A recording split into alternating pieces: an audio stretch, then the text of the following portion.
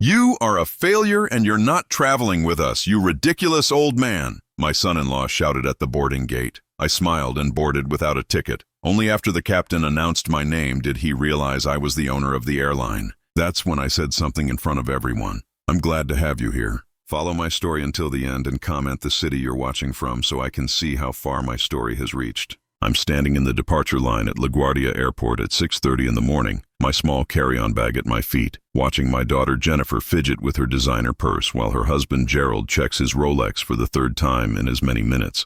Can you move any slower, Russell? Gerald's voice cuts through the early morning airport noise. We've been in this line for 20 minutes because of you. I don't respond. I've learned over the past 3 years that responding to Gerald only makes things worse. Jennifer glances at me, her eyes apologetic but her mouth firmly shut.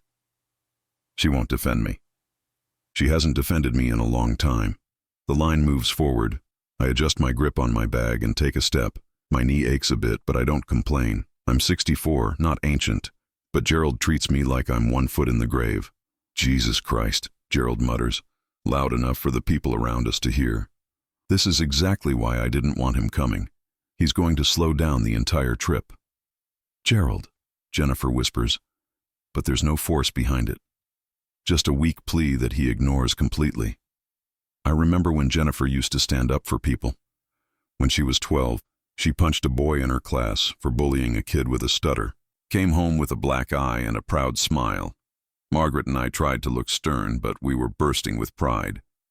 Our daughter had a spine. That spine seems to have disappeared somewhere around the time she said "I do" to the man currently glaring at me like I'm something he stepped in. We reach the check-in counter. The young woman behind it smiles professionally. Good morning. Can I see your passports and booking confirmations? Gerald steps forward, cutting in front of me. We're together, but we need to make sure we're not seated anywhere near him. He jerks his thumb in my direction like I'm a stranger, not his wife's father. The woman's smile falters. She looks at me, then at Jennifer, then back at Gerald. I'll see what I can do, sir. You do that, Gerald says. He turns to face me fully now, and I can see it building in him. The contempt, the anger at my mere existence. You know what? I don't even know why you're here, Russell. Nobody wants you on this trip. Gerald, please, Jennifer says, but she's looking at the floor, not at him. No, Jennifer, he needs to hear this. Gerald's voice is rising now. A few people in line behind us are starting to stare. Your father has always been dead weight. Even now, retired, doing nothing with his life, he manages to be a burden. I feel the heat rising in my chest, but I keep my face neutral. I've gotten good at that over the years. Margaret used to say I had a poker face that could win championships. She meant it as a compliment, but right now it feels like a survival skill. Sir, if you could just give me your documents. The airline employee tries, but Gerald isn't finished. Do you know what the problem is? He's fully performing now, feeding off the attention. The problem is that you've never accomplished anything. You're a failure who wasted his life, and now you expect us to drag you around like some kind of charity case. Jennifer flinches at the word failure, but she still doesn't speak up. That hurts worse than anything Gerald is saying. My daughter, my little girl who used to climb into my lap and ask me to tell her stories about brave princesses who saved themselves, is standing there silent while her husband tears me apart in public. I worked hard my whole life, I say quietly. It's the first thing I've said since we entered the airport. Gerald laughs. It's a cruel sound. Worked hard at what? Being mediocre? Please, you're 64 years old with nothing to show for it. The airline employee looks deeply uncomfortable now. She's stopped even pretending to process our documents. Behind us, I can hear whispers. Someone has their phone out, probably recording. This will be someone's entertainment later, a story about a terrible son-in-law humiliating an old man. Maybe I should just head home, I say calmly, if my being here is such a problem. Finally, Gerald throws his hands up. Finally, you get it. Yes, Russell, go home. This trip is for successful people, for people who matter. You don't fit that description. He reaches over and grabs the papers from my hand, the boarding pass and itinerary I printed out last week. Before I can react, he tears them in half. The sound of ripping paper seems impossibly loud. There, problem solved. You are a failure and you're not traveling with us, you ridiculous old man. The words echo through the terminal. The entire check-in area has gone quiet. Everyone is staring now. Jennifer has tears running down her face, but she's still not speaking. Not defending. Not intervening. Just standing there, crying silently, while her husband destroys what's left of my dignity. I look at my daughter for a long moment. I want her to say something. Anything. I want her to be the girl who punched a bully for someone else's sake. But she just stares at the torn papers in Gerald's hand, her lip trembling. "It's okay, Jennifer," I say softly. "It's okay." Gerald smirks. He thinks he's won. He thinks he's successfully put the old man in his place. I reach down and pick up my bag. "You two enjoy your trip," I say. My voice is steady, calm. I even manage a small smile. "I'll figure things out on my own." Finally showing some sense, Gerald says. He's already turning back to the counter, dismissing me completely. "Now we can actually have a pleasant vacation." Jennifer opens her mouth. "Dad," she starts, but her voice is so quiet it barely registers. "It's fine, sweetheart," I tell her, and I turn and walk away. I don't look back. I can hear Gerald already chatting with the airline employee, his voice jovial now that he's gotten rid of the inconvenience. I can hear Jennifer's small, choked sounds that might be sobs or might be her trying to find her voice. I keep walking, past the check-in counters, past the security lines. I walk until I reach a different corridor, one that most passengers never see. The sign above it reads, "Executive Access, Morrison Airlines personnel only." The security guard at the entrance straightens up when he sees me. "Mr. Morrison." "Good morning, sir. Are you checking in for the Caribbean flight?" "I am, Marcus," I say, and my smile is genuine now. "How's your daughter doing? She start college yet?" "She did, sir. Thanks to that scholarship fund you set up. We can't thank you enough." "No need for thanks. Bright kids deserve chances." I show him my actual boarding pass, the one I've had in my inside pocket this whole time, the one that shows my seat in first class, the one that Gerald never saw. Marcus scans it and waves me through. "Have a wonderful flight, Mr. Morrison. I'll make sure the captain knows you're aboard." "Thank you, Marcus." I walk through the executive corridor, my bag rolling smoothly behind me. My knee doesn't hurt anymore. Funny how that works. Behind me, somewhere in the regular terminal, Gerald is probably celebrating his victory. Jennifer is probably trying to convince herself that what just happened was somehow okay, somehow justified. They have no idea that in about 2 hours, they're going to learn exactly who Russel Morrison really is. And I can't help but smile at the thought. I settle into seat 2A in first class, and the familiar comfort of the leather seat brings back a flood of memories. This isn't just any airline, this is mine. Well, mostly mine.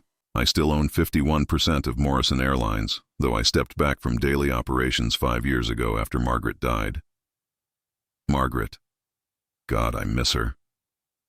The flight attendant approaches with a warm smile. "Mr. Morrison, welcome aboard. Can I get you anything before we take off?" "Just water, thank you, Linda." I know most of the senior crew by name. I hired many of them myself, back when we were just starting out. Linda was one of our first flight attendants almost 35 years ago. She's a grandmother now, close to retirement, but she still loves flying. She brings my water and squeezes my shoulder gently. "It's good to see you back in the air, sir. Good to be here." As she walks away, I close my eyes and let myself drift back to when this all started. It was 1989. I was 29 years old, married to Margaret for 2 years, and we were completely broke. But we had a dream. A crazy, impossible dream about starting our own airline. Everyone told us we were insane.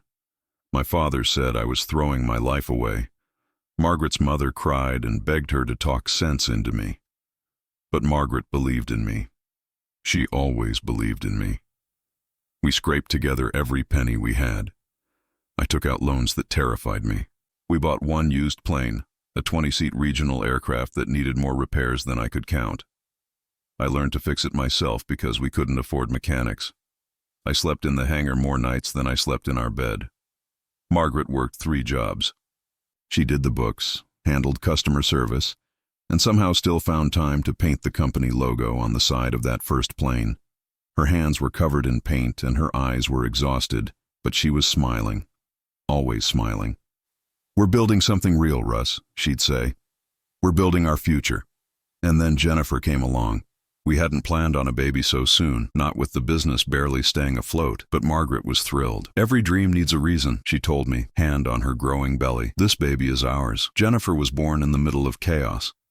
I remember changing diapers between conference calls with potential investors. I remember Margaret nursing our daughter while reviewing maintenance schedules. We had no money for babysitters, so Jennifer grew up in that hangar, surrounded by the smell of jet fuel and the sound of engines. She took her first steps on a runway.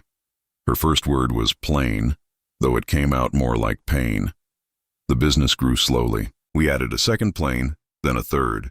We focused on regional routes that bigger airlines ignored, small towns, communities that needed reliable transportation. We weren't flashy. We were practical, affordable, safe. I wasn't interested in luxury. I was interested in service. I paid my employees well, better than competitors.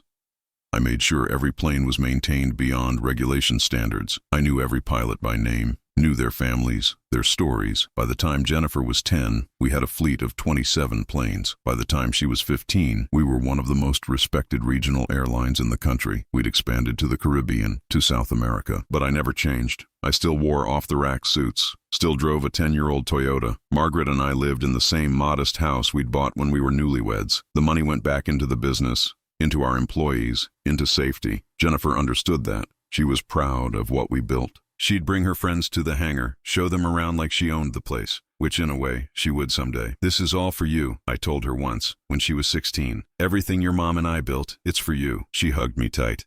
"I know, Dad, and I'm going to make you proud." She did make me proud. Straight A's in school. Scholarship to a good college. She was going to study business, help run the company. Margaret and I would lie in bed at night, making plans. Jennifer would take over operations. We'd finally travel, see the world beyond airports and runways. Then Margaret got sick. It was fast, too fast. Pancreatic cancer, 3 months from diagnosis to funeral. I watched the love of my life fade away, and there was nothing I could do. All the money in the world, all the success, meant nothing when I couldn't save her. Jennifer came home from college. She was 21, about to graduate, and suddenly she was helping me plan her mother's funeral. We cried together. We held each other. We promised we'd get through it together. For a while we did. Jennifer graduated. She moved back home.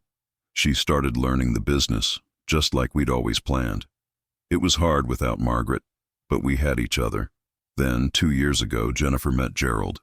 I knew something was wrong from the start. The way he talked about money, about success, about making it big. The way he looked at our house and barely hid his disappointment that it wasn't a mansion. The way he talked about old ways of doing business when I mentioned prioritizing employee welfare. I tried to talk to Jennifer about it, gently, carefully. "Are you sure about this guy, sweetheart? He seems very focused on material things." She got defensive immediately. "Dad, you just don't understand him. He's ambitious. He has plans. But what are his plans? What does he actually do? He's in finance." That's all she would say. Vague, no details. I asked around, quietly. Gerald worked at a hedge fund, but his record was spotty.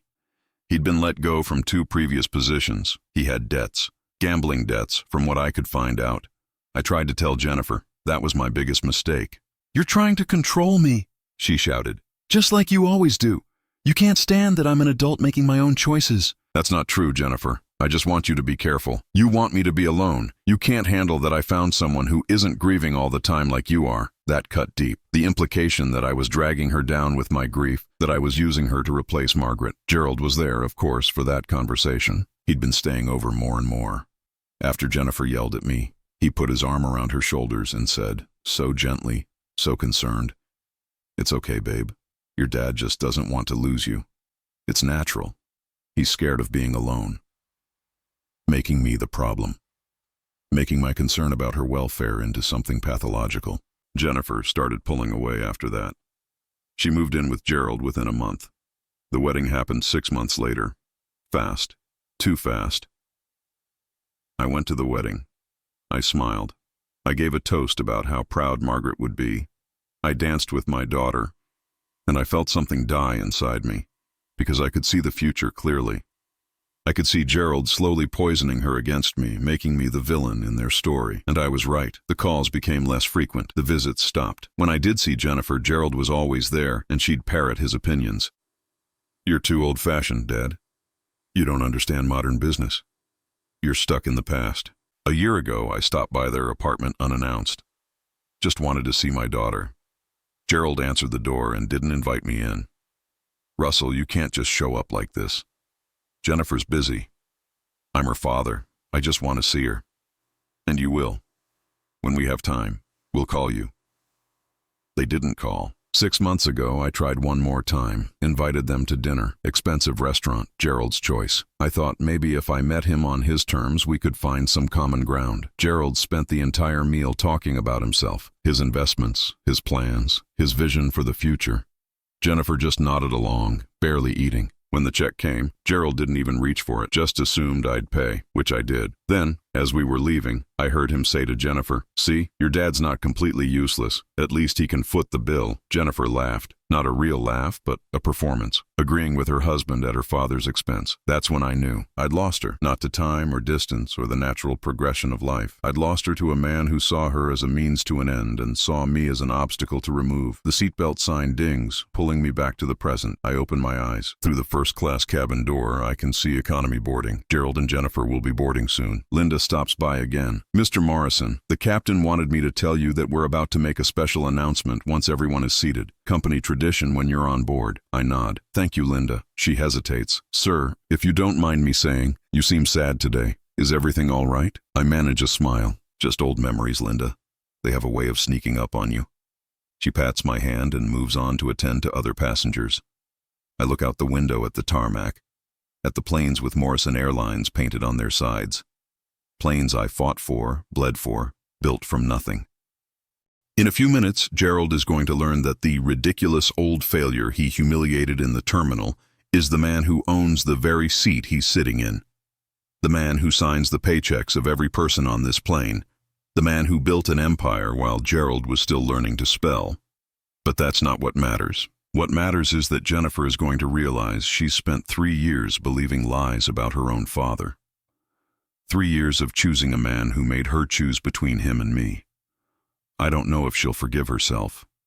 I don't know if we can fix what's been broken. But she's going to know the truth. Finally, she's going to know. I watch through the gap in the first-class curtain as passengers file down the aisle. Economy is filling up. I see families with excited children heading to vacation, business travelers already pulling out laptops, couples holding hands, and then I see them. Gerald walks ahead of Jennifer, not waiting for her, not helping with her carry-on. He's on his phone, laughing at something. Completely at ease. He's already forgotten about me. Already dismissed the old man he humiliated an hour ago. Jennifer follows behind him, her face drawn and tired.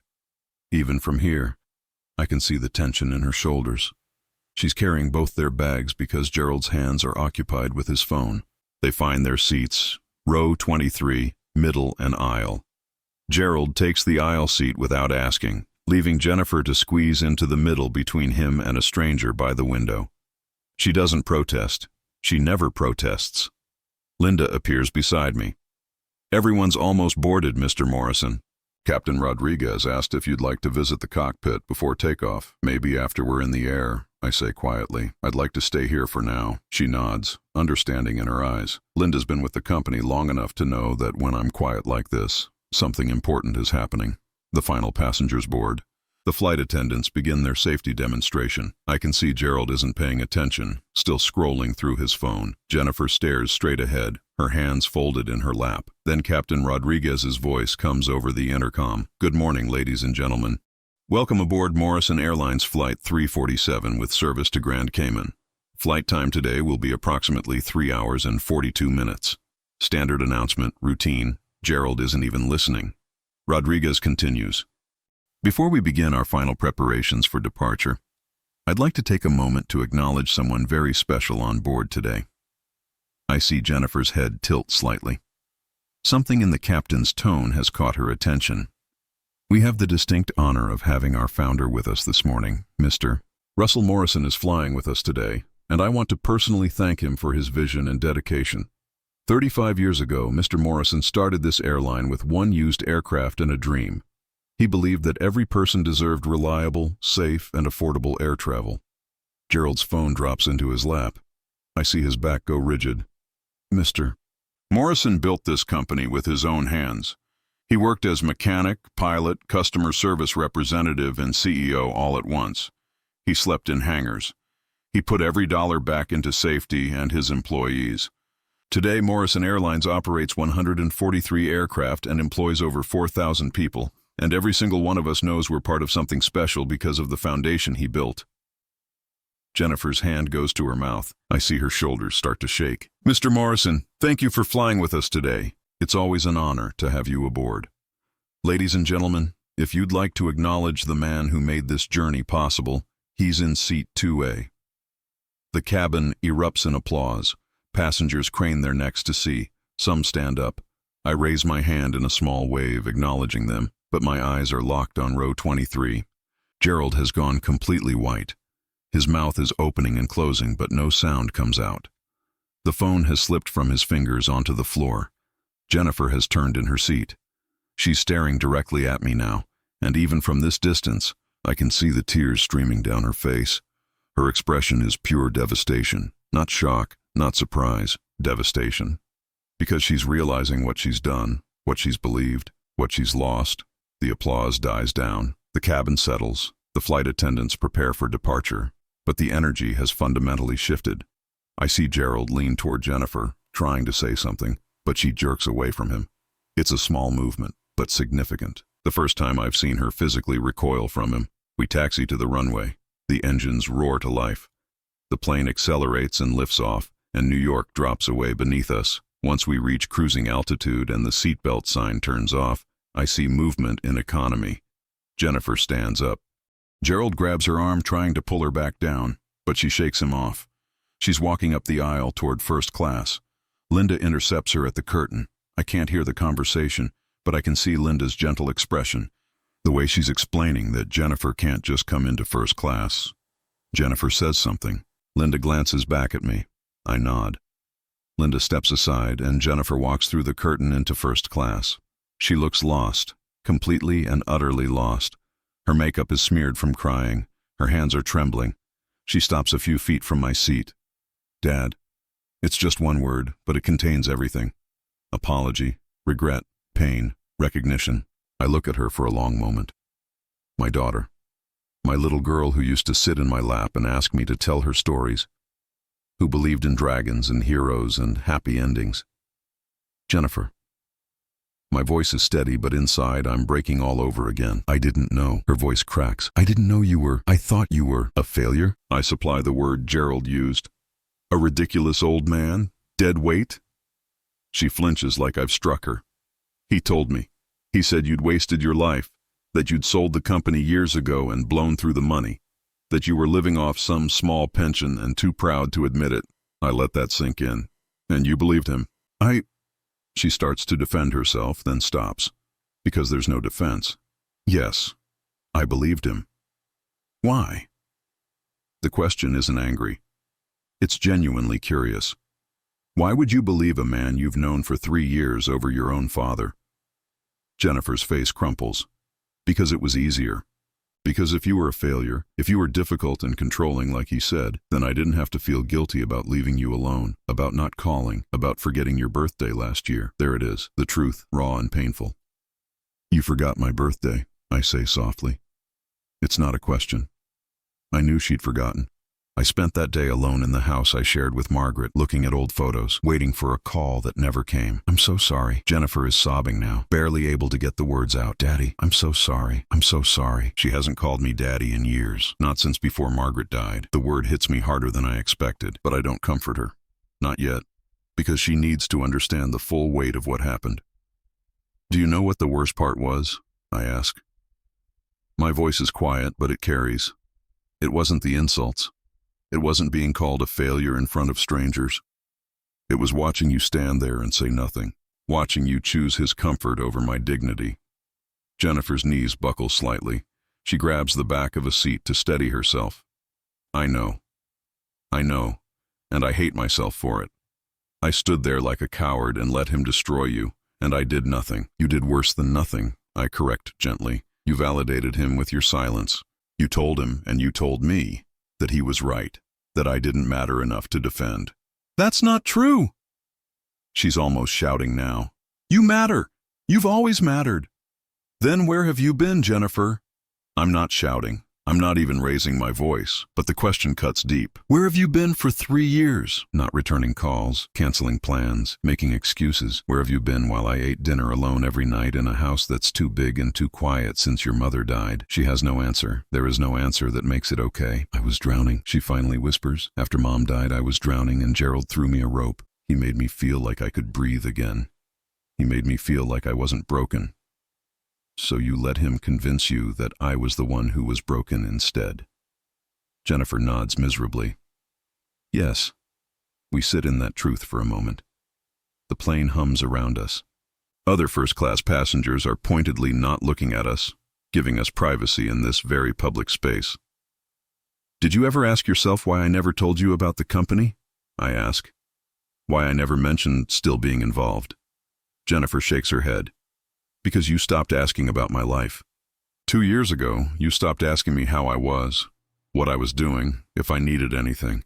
Every conversation became about you and Gerald, your plans, your problems, your life. And I let it happen because I thought you needed space to build your own life. I thought I was being a good father by not imposing. You were being a good father, Jennifer insists. You've always been a good father. Then why wasn't that enough? The question comes out more raw than I intended. Why did you need him to tell you who I was? Why did his opinion matter more than 34 years of me showing you? Jennifer opens her mouth, closes it, opens it again. Finally, she says the truest thing she said this whole conversation. I don't know. God help me, Dad. I don't know. I lean back in my seat, suddenly exhausted. Your mother used to say that the people we love most are the ones who can hurt us deepest. She was right. But she also said they're the only ones who can heal us. I don't know if that's true anymore. Please, Jennifer begs, please tell me we can fix this. Tell me I haven't destroyed everything. I look at my daughter. Really look at her. She's 31 years old, but right now she looks about 12, scared and small and desperately wanting her father to make everything okay. But I can't. Not yet. Maybe not ever. I don't know if we can fix this, Jennifer. I say honestly. I don't know if there's enough trust left to build on. But I do know this. You need to figure out who you are without Gerald telling you. And you need to decide if the person you've become is someone you can live with. Jennifer stands there swaying slightly with the movement of the plane, tears running down her face. What do I do now? That's not my decision to make. I turn to look out the window at the clouds below. You're an adult. You make your own choices. You've made that abundantly clear. She waits for more, but I have nothing else to give right now. After a long moment, she turns and walks back toward economy. Back toward Gerald, who's undoubtedly waiting with explanations and excuses. Linda appears at my side once Jennifer is gone. Are you okay, Mr. Morrison? No, I say honestly, but I will be. She squeezes my shoulder and moves on. I close my eyes and try not to think about the look on Jennifer's face. Try not to think about the fact that my daughter spent 3 years believing I was worthless. Try not to think about all the damage that's been done. But I can't stop thinking about what comes next. Because Gerald knows now. Gerald knows he's been caught, and desperate men do desperate things. This flight is only 3 hours and 42 minutes long, but I have a feeling it's going to be the longest flight of my life. 20 minutes pass. I try to read the book I brought, but the words blur on the page. I'm aware of every sound from economy, every raised voice, every movement. Then I hear it. Gerald's voice getting louder. Angry. You're being ridiculous, Jennifer. Sit down. I hear Jennifer's response, quieter but firm. No, I need space. Space? From me? After everything I've done for you? Linda catches my eye from across the cabin. She's heard it too. Her expression is concerned. But she's professionally trained not to intervene in passenger disputes unless they become dangerous. Everything you've done? Jennifer's voice is rising now too. What exactly have you done, Gerald? Besides lie to me about my own father? I protected you from him. He was trying to control you, to keep you dependent. He was trying to warn me about you. The cabin has gone quiet. Everyone's listening now, whether they want to or not. It's impossible not to hear. I should stay out of it. This is between them. But my daughter's pain pulls at me like a hook in my chest. Gerald's voice drops to something low and venomous. I have to strain to hear it. You really want to do this now? Here? Fine. Your father is a manipulative old man who can't stand that you chose someone over him. He's been playing you this entire flight with his wounded act. Stop. Jennifer's voice cuts through. Just stop talking. No, you need to hear this. He let you believe he was broke. He played the victim. He set this whole thing up to humiliate me, to make you feel guilty. Can't you see that? He's the manipulator, not me. The logic is twisted, but I hear the calculation in it. Gerald's trying to flip the script, make me the villain again. It might have worked a week ago, but not after what happened in the terminal, not after the captain's announcement. You tore up his boarding pass, Jennifer says. Each word sounds like it costs her something. You screamed at him in front of everyone. You called him a failure, a burden, ridiculous. I stood there and watched you do it, and I said nothing. Nothing. What kind of person does that make me? A person who was standing by her husband, Gerald shoots back. That's what marriage is, Jennifer. Loyalty. Loyalty. Jennifer's laugh is hollow. You want to talk about loyalty? Did you know my father paid for our wedding? The entire thing. $83,000. I saw the receipts yesterday when I was looking for our passport copies. I found them in your office. My chest tightens. I did pay for their wedding, quietly, through an account Gerald didn't know about. I never told Jennifer because I didn't want her to feel obligated. It was supposed to be a gift, no strings attached. He was showing off, Gerald says quickly, trying to prove he was still relevant. He paid for it anonymously, Gerald, through a trust. I wasn't supposed to know. You weren't supposed to know. But you did know, didn't you? You found out somehow, and you never told me. Silence from Gerald. That tells me everything. He did know. Probably hired someone to dig into my finances. That's how he knew about the company sale that never happened. That's how he knew enough to construct his lies. Jennifer continues, her voice shaking. What else did you lie about? What else did you twist and hide and manipulate? Jennifer, calm down. People are staring. Let them stare. I've spent 3 years being your perfect wife, saying the right things, acting the right way, cutting off anyone you decided was a threat. My friends from college, gone, because you said they were bad influences. My father, abandoned because you said he was toxic. I have no one left, Gerald. No one except you. That was the plan, wasn't it? My hands are gripping the armrests so tight my knuckles are white. I want to go back there. I want to pull my daughter away from him. But she needs to do this herself. She needs to find her voice. That's insane, Gerald says, but his voice has changed. There's panic in it now. You're being paranoid. Am I? Then explain the prenup you tried to get me to sign last month. The one that would have given you half of any inheritance I received from my father. You said it was standard, that all modern couples did it. But my father doesn't owe me anything, Gerald. I abandoned him. I chose you over him repeatedly. So why would you need protection from an inheritance that should never exist? I didn't know about the prenup. The knowledge hits me like a physical blow.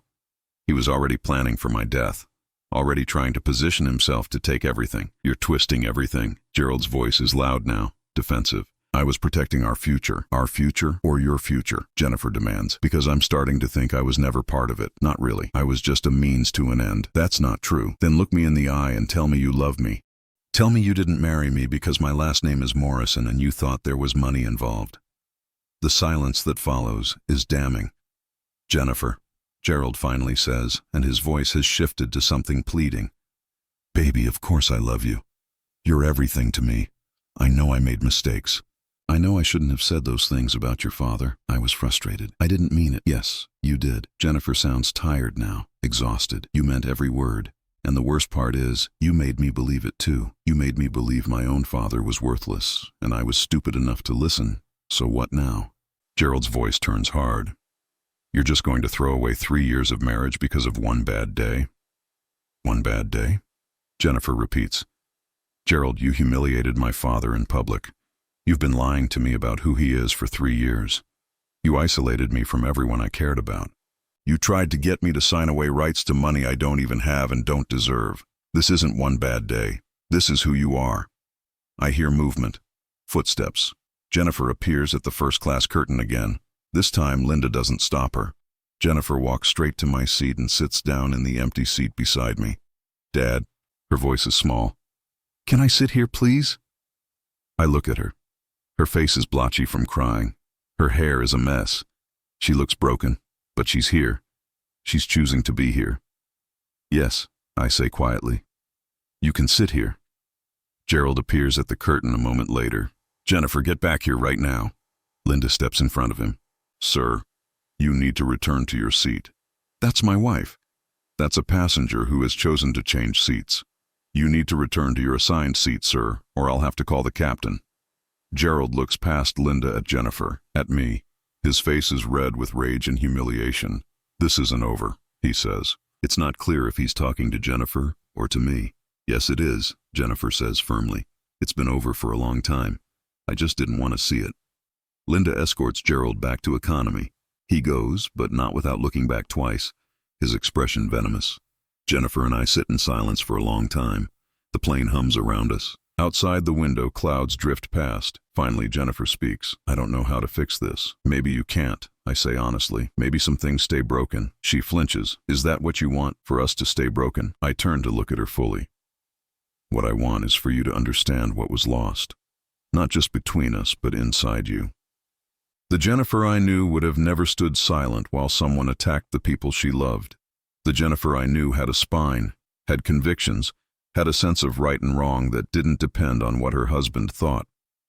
I know I changed. I became someone I don't even recognize. Then the question is, can you find your way back? And do you even want to? Jennifer wipes her eyes with the back of her hand. I want my father back. I want the relationship we had before Mom died, before Gerald, before I screwed everything up. We can't go back, Jennifer. We can only go forward. And going forward means you have to be honest with yourself about why you let this happen. It wasn't just Gerald. He pulled the strings, but you let yourself be a puppet. The words are harsh, but they need to be said. Jennifer needs to hear them. She nods slowly. You're right. I was scared after Mom died. Scared of being alone, of feeling that grief every day. Gerald made me feel less alone, and somewhere along the way, I started believing that feeling good meant he must be good for me.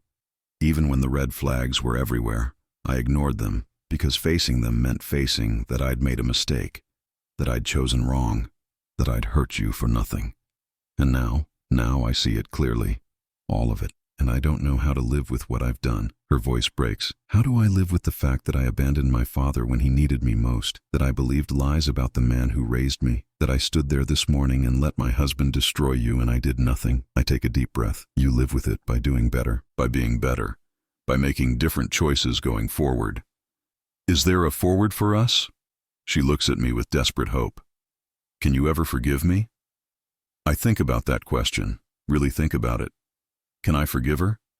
Part of me wants to say yes immediately, wants to pull her into my arms and tell her everything will be okay. That's the father in me.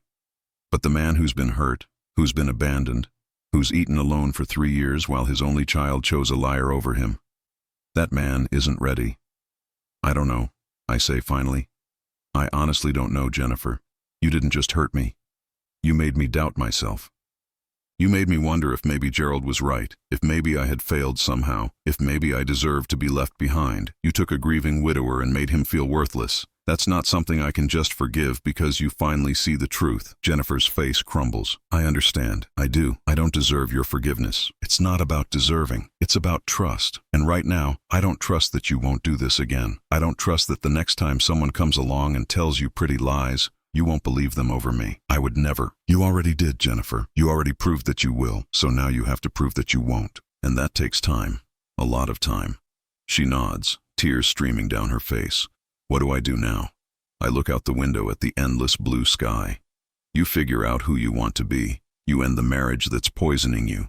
You rebuild your life, and if there's still space for me in it when you're done, maybe we can try to rebuild us too. And if there's not space, if it's too late, I meet her eyes. Then at least you'll know you tried. That's more than you've done for the past 3 years. The seatbelt sign dings on. The captain's voice comes over the intercom. Ladies and gentlemen, we're beginning our descent into Grand Cayman. Flight attendants, please prepare for landing. Jennifer looks toward economy, where Gerald is sitting. I can't go on this trip with him. I can't pretend for a week that everything's fine. So don't, I say simply. Make your choice, Jennifer, but make it for you, not for me, and not for him. As the plane descends through the clouds, my daughter sits beside me. And for the first time in 3 years, I feel like she's actually here, actually present. It's not forgiveness. It's not reconciliation. But maybe, just maybe, it's a start. The plane touches down with a gentle bump. Grand Cayman spreads out below us, turquoise water and white sand beaches. It should be beautiful. It should be the start of a vacation. Instead, it feels like the end of something. Jennifer hasn't moved from the seat beside me.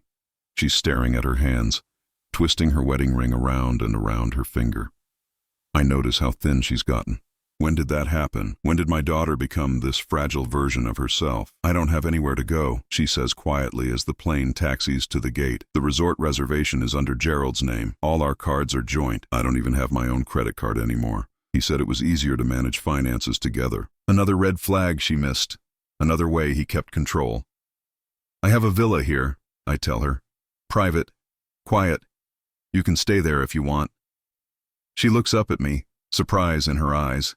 You have a villa here? Your mother and I bought it 20 years ago. We always planned to retire here eventually, spend our winters in the warmth. I look out at the island. After she died, I couldn't bring myself to sell it. I come down a few times a year, just to feel close to her. Jennifer's face crumples. I didn't know anything about your life anymore. No, I agree. You didn't. The plane comes to a complete stop. Around us, passengers begin gathering their belongings, eager to start their vacations. Jennifer and I remain seated. The offer stands, I say. The villa has 3 bedrooms. You can have your own space. Time to think. Time to figure out what comes next. And you? She asks. Where will you be? I'll be there too. But Jennifer, understand something. This isn't me swooping in to fix everything. This isn't me making it all better. You're going to have to sit with what you've done. You're going to have to feel it. And I'm not going to comfort you through that. I'm not your therapist or your priest. I'm your father, and right now I'm a father who's been deeply hurt by his daughter. She nods slowly. I understand, and thank you for the offer, for not just leaving me here to figure it out alone. I'm not doing it for you, I say, and I need her to understand this. I'm doing it because your mother would never forgive me if I left you stranded, no matter what you've done. This is for her, not you. The words are harsh, but they're true. Jennifer needs to understand that my kindness right now isn't forgiveness. It's just decency. We wait until most of the passengers have deplaned. Then Jennifer stands, takes a deep breath, and walks back toward economy to get her luggage. I follow at a distance. Gerald is waiting in the aisle, his face a storm of emotions, anger, humiliation, calculation. When he sees Jennifer, his expression shifts to something softer, more manipulative. Jennifer, baby, we need to talk about this. Really talk. Not here. Not with everyone watching. Let's go to the resort. Have a drink. Calm down. I'm not going to the resort, Jennifer says. Her voice is steadier than I expected. I'm not going anywhere with you. Gerald's eyes flick to me, standing a few feet behind her. His jaw tightens. This is his doing. He's poisoning you against me. No, Gerald, you did that yourself, years ago. I just couldn't see it. Jennifer, please, I love you. We can work through this. Do you? She asks. Do you really love me? Or do you love what you thought I could give you? Gerald's face darkens. The mask is slipping again. I've given you 3 years of my life. I've supported you, been patient with your grief, dealt with your moods. My moods? Jennifer's laugh is sharp. You mean my depression? The depression you told me was all in my head? The therapy you said I didn't need because I should just think positive? I didn't know Jennifer had been depressed. The knowledge hits me hard. My daughter was suffering, and I wasn't there. But then, she didn't let me be there. She chose to suffer alone rather than reach out to her father. You're twisting everything, Gerald says. His voice is rising. Other passengers still gathering luggage are starting to stare. I've been nothing but good to you. You've been nothing but good to yourself, Jennifer corrects. I was just convenient, a means to an end, and the end was my father's money. Gerald's expression turns ugly. You know what? Fine. You want to throw away our marriage over one mistake? Over some words I said when I was stressed? Fine. But you're going to regret this, Jennifer. You're going to realize what you had and what you lost, and I'm not going to take you back. I'm counting on it, Jennifer says quietly. She reaches up to the overhead bin and pulls down her bag. Gerald doesn't help. He just stands there, seething. We're done, Gerald. When we get back to New York, I want you out of the apartment. I'll have a lawyer contact you about the divorce. The apartment is in my name too, Gerald snaps. Actually, it's in my name, Jennifer corrects. I bought it before we got married, remember? You moved in. You're not on the deed. You're not on anything. My father made sure of that when we bought it. Gerald's eyes snap to me. I say nothing. I don't need to. Jennifer's right. When she bought that apartment 5 years ago, before Gerald, I'd made sure everything was solely in her name. I didn't know then that I'd be protecting her from her future husband, but I'm grateful now that I did. You manipulative, Gerald starts toward me, but a flight attendant steps between us. Sir, I'm going to need you to step back. Gerald looks around, realizes that several crew members are watching him closely, realizes that he's on my airline surrounded by my employees, and the fight goes out of him. He grabs his bag from the overhead bin roughly, shouldering past Jennifer. Before he leaves, he turns back. You're making a mistake, both of you. You deserve each other. Two manipulative, cold-hearted people playing victim. Then he's gone, storming down the jetway. Jennifer stands there, shaking. I move closer but don't touch her. She needs to stand on her own right now. Did I really just do that? She asks, her voice small. Did I just end my marriage in the middle of an airplane? You ended a lie, I say. The marriage ended a long time ago. You just made it official. She looks at me, and I see the girl she used to be flicker across her face. The strong one. The brave one. I'm scared. Good. You should be. Being scared means you understand the magnitude of what just happened. We make our way off the plane. The airport is bright and warm, filled with tourists in vacation clothes. Everyone looks happy, carefree. We must look like ghosts among them. My driver, Marcus, is waiting outside customs. He's worked for me for 15 years every time I come to the island. Mr. Morrison, he greets me with a warm smile, then notices Jennifer. And Miss Jennifer, it's been so long. You were just a teenager last time I saw you. Jennifer manages a weak smile. Hi, Marcus, it's been a while. If Marcus notices the tension, the evidence of tears, he doesn't mention it. He just loads our bags into the car and drives us toward the villa. The drive takes 35 minutes. Jennifer stares out the window at the passing scenery. The beaches, the resorts, the life happening all around us. Do you remember coming here? I ask her. You were 15. It was right after we closed on the villa. Your mother was so excited. Jennifer nods slowly. I remember. Mom wanted to paint every sunset. She said the colors here were different than anywhere else. She filled 3 sketchbooks that trip. I can see Margaret on the veranda, brush in hand, completely absorbed in capturing the light. She said this place was magic. I haven't thought about that trip in years, Jennifer admits. I haven't let myself think about Mom much at all. It hurt too much. So you let Gerald convince you to forget. She's quiet for a moment. He didn't have to convince me. I wanted to forget, wanted to not feel, and he was offering numbness. I took it. The villa comes into view. It sits on a private stretch of beach. White walls and blue shutters, surrounded by palm trees and bougainvillea. Margaret's dream house. Marcus helps us with the bags, then discreetly leaves. Jennifer and I stand in the foyer, the house quiet around us. Your mother decorated this place, I tell her. Every piece of furniture, every painting, every color. This was her vision of peace. Jennifer looks around, and I can see the memories hitting her. Her mother's taste, her mother's love, her mother's absence. I don't know what to do now, she whispers. I don't know how to be alone, how to be myself. I've been Gerald's wife for so long, I forgot how to be Jennifer. Then that's what you figure out, I say, starting now. I show her to the guest room, the one that overlooks the ocean. Margaret always said this room had the best light in the morning. Get some rest, I tell her. Tomorrow we'll deal with practicalities. Lawyers, logistics, all of it. But tonight, just rest. Jennifer nods. She looks exhausted, emotionally wrung out. She starts to say something, then stops. Finally, she just says, "Thank you, Dad." I close the door and leave her alone. In the kitchen, I pour myself a glass of Margaret's favorite wine. I've kept the villa stocked with it, even though she's been gone for 5 years. It's a habit I can't break.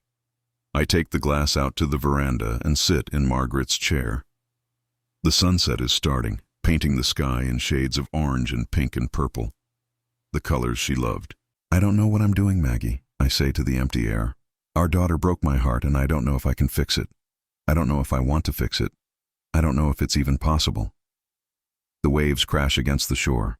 A breeze rustles through the palms. Margaret doesn't answer, of course. She never will again. but I can almost hear what she would say. She'd tell me that love isn't about keeping score, that forgiveness isn't about forgetting, that family is messy and complicated and sometimes it breaks, but that doesn't mean it's not worth fighting for. I miss you, I whisper. I miss you so much. Inside the villa, I hear a door open, footsteps. Jennifer appears on the veranda, wrapped in one of the robes from the closet. She doesn't say anything. She just sits in the other chair, the one that used to be mine when Margaret sat in hers. We watch the sunset together in silence. Not comfortable silence, not forgiven silence, just silence. But maybe for now, that's enough. 18 months later, I'm standing in the hangar where it all started. The smell of jet fuel and oil brings back memories so vivid I can almost see Margaret standing by the workbench, calculator in hand, figuring out how to make our impossible dream work. Jennifer is here too, not beside me but across the hangar, talking to one of our newer mechanics about an engine retrofit. She's wearing coveralls, her hair is pulled back, she looks focused, real. She doesn't work for me. That was one of her conditions when she asked if she could learn the business. I need to earn this, she'd said. Not have it given to me because I'm your daughter. Not anymore. So she started at the bottom. Literally, cleaning planes, checking inventory, learning every single job in this company the way I did 40 years ago. She's been doing it for a year now. No special treatment, no shortcuts. It hasn't been easy. Not the work, and not us. Those first months after Grand Cayman were brutal. Jennifer stayed at the villa for 2 weeks, mostly in her room. I gave her space. When she finally emerged, really emerged, she was different, quieter, more thoughtful, but also stronger somehow. The divorce took 6 months. Gerald fought it every step of the way. Tried to claim he deserved half of everything. Tried to drag it out in hopes Jennifer would cave. She didn't. She stood firm, even when he tried the old manipulations, even when he sent her late-night messages about how much he missed her. I stayed out of it. That was her battle to fight. I just made sure she had a good lawyer. When it was finally done, she didn't celebrate. She just came to my house, sat at the kitchen table and said, I need to figure out who I am now. So figure it out, I'd told her. And she did. Therapy, 3 times a week. Reconnecting with old friends she'd lost touch with. Taking time to be alone without running from it. And eventually, asking if she could learn about Morrison Airlines. Really learn, from the ground up. The mechanic Jennifer's talking to laughs at something she said. She's good with people. Always has been. That came from Margaret. The stubbornness, the determination, that came from me. I watch her for a moment longer, then turn back to the paperwork on my desk. Budget reports, maintenance schedules, the same work I've been doing for 35 years. Dad? Jennifer's voice pulls me from the numbers. She's standing in the doorway of my office, wiping grease from her hands. You have a minute? Sure. I gesture to the chair across from me. What's up? She sits, nervous energy radiating off her. I've been thinking about something. A lot, actually, and I wanted to run it by you. Okay. I want to start a program, through the company, for young people who want to get into aviation but can't afford the training. Scholarships, apprenticeships, mentorship, the whole thing. She pulls out a folder, sets it on my desk. I've been working on the proposal for 3 months. I've talked to community colleges, technical schools. I've even got some commitments from other airlines to participate. I open the folder. Inside is a detailed plan. Budgets, timelines, partnership proposals. It's thorough, professional, good. This is ambitious, I say. I know, but it's needed. I've been talking to the younger crew members, the ones who struggled to get here. There are so many kids out there with potential who never get a chance because they don't have the money or the connections. I want to change that. I look at my daughter, really look at her. This isn't the woman who stood silent while her husband destroyed me. This isn't the girl who forgot her father's birthday. This is someone new, someone who's earned her place here through sweat and determination, someone who's thinking beyond herself. What do you want from me? I ask. Honestly, your blessing. And maybe some advice. But I don't want you to fund it. I'm using my own money. The settlement from the divorce, some savings I had. This is mine. I need it to be mine. I nod slowly. What are you going to call it?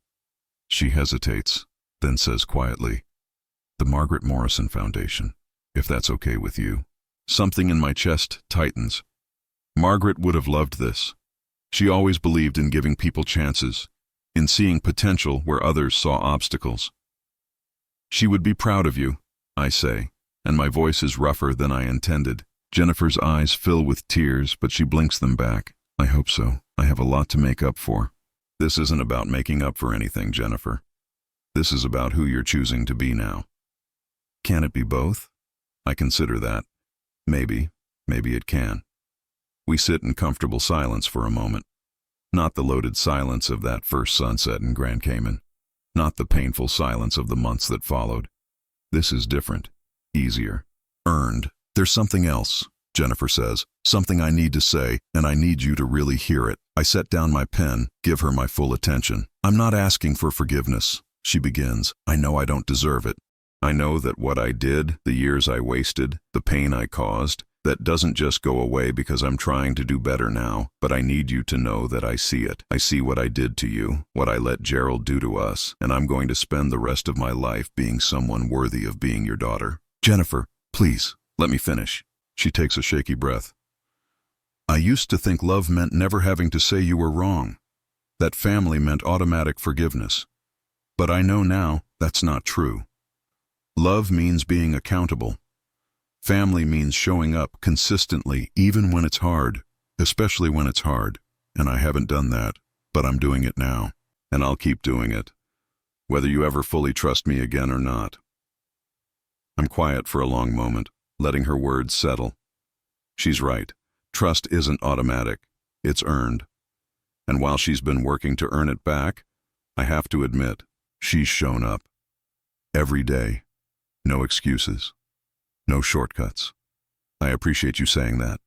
I finally respond. And for what it's worth, you're doing the work. I see it. But she knows there's more. But I'm not there yet. I'm closer than I was. But there are still moments when I remember you standing in that airport silent, and it hurts all over again. That's not your fault. That's just the reality of what happened. Some wounds take longer to heal. Jennifer nods, wiping at her eyes. I understand, and I'll wait. However long it takes. My phone buzzes. A text from Linda, my longtime flight attendant. She's asking about a crew scheduling issue. I handle it quickly, then look back at Jennifer. Your foundation proposal is solid, I tell her. You've clearly put in the work. I think you should do it. Her face lights up. Really? Really. And if you want advice or connections, I'm here. But this is your project, your vision. You should be the one to see it through. She stands, gathering her folder. Thank you, Dad, for looking at it, for giving me a chance to prove myself here. You're proving yourself to you, Jennifer, not to me. That's the difference now. She pauses at the door, looking back at me. I love you. I don't say it enough, but I do. I love you so much, and I'm so sorry for all the time we lost. I love you too, I say, and I mean it. Even through the pain, even through the broken trust, that never changed. And we're not losing any more time. We're building something new. She smiles, real and genuine, then heads back to work. I turn back to my desk, but I can't focus on the numbers. I keep thinking about Margaret, about what she'd say if she could see Jennifer now, see us now. Margaret always believed that people could change, could grow, could become better versions of themselves. I was more skeptical. I believed people were who they were, and all you could do was accept it or walk away. But watching Jennifer these past 18 months, seeing her put in the work, seeing her become someone who takes responsibility and shows up and fights for what matters, I'm starting to think Margaret was right. People can change, but only if they want to. Only if they're willing to do the hard, uncomfortable work of facing who they've been and deciding to be different. Jennifer's doing that work every day. And while I'm not ready to say everything is healed, everything is forgiven, I can say this. I'm proud of her. For the first time in years, I'm proud of my daughter. That evening, Jennifer stops by my house. It's become a routine over the past few months. Dinner together once a week. Sometimes we talk, sometimes we don't. It's still a work in progress. Tonight, she brings takeout from the Thai place Margaret used to love. We eat on the back porch, watching the sun set over the yard where Jennifer used to play as a child. I got an email from Gerald today, she says casually, between bites of pad thai. My fork pauses halfway to my mouth. Oh? He wanted to meet up, talk about closure or some nonsense. I deleted it. Good. I'm not angry at him anymore, she continues. I was for a long time, furious, but now I just feel nothing. He was a lesson I needed to learn, I guess. A painful one, but necessary. What lesson was that? She thinks about it, that I can't hide from pain by pretending it doesn't exist. That the people who really love you won't ask you to choose between them and yourself. That I'm stronger than I thought I was. You are stronger, I agree. Much stronger than you used to be. We finish eating in comfortable silence. Jennifer helps me clean up, then makes tea the way Margaret used to, strong and sweet. We take our mugs back to the porch. The sky is deep purple now, stars beginning to appear. Dad? Jennifer's voice is soft. Can I ask you something? Sure. Do you think you'll ever fully forgive me? Or is this as close as we get? I don't answer right away. I owe her honesty, even if it's hard to hear. I don't know, I finally say. I think about it a lot. Some days I feel like we're almost back to something good. Other days the hurt feels fresh. But here's what I do know. I'm not giving up on us. I'm not walking away. I'm here, showing up, same as you. And maybe that's what matters most. Jennifer nods, tears sliding down her cheeks. That's enough. That's more than enough. We sit together as the last light fades from the sky. It's not a perfect ending. We're not completely healed. The scars remain, probably always will, but we're here, together, fighting for something worth saving. And in the quiet of this moment, with my daughter beside me and the memory of Margaret in every corner of this house, I feel something I haven't felt in years. Peace. Not the kind that comes from forgetting or pretending. The kind that comes from surviving something terrible and choosing, actively choosing, to build something better in its place. It's earned peace. Hard-won peace. The only kind that lasts. I miss Mom, Jennifer whispers. Me too, I say. Every single day. Do you think she'd forgive me? For what I did? I look at my daughter, at the woman she's becoming. I think she'd say the same thing I'm saying. That forgiveness isn't the point. Growth is, and you're growing, Jennifer. Every day you're becoming more of who you were meant to be. She leans her head on my shoulder, just like she used to when she was small. I don't pull away. We sit like that as the stars come out, as the night settles around us. Tomorrow, we'll both go back to work. We'll keep building our separate lives, keep working on this fragile, healing thing between us. But tonight, this moment, this quiet peace, is enough. More than enough. It's everything.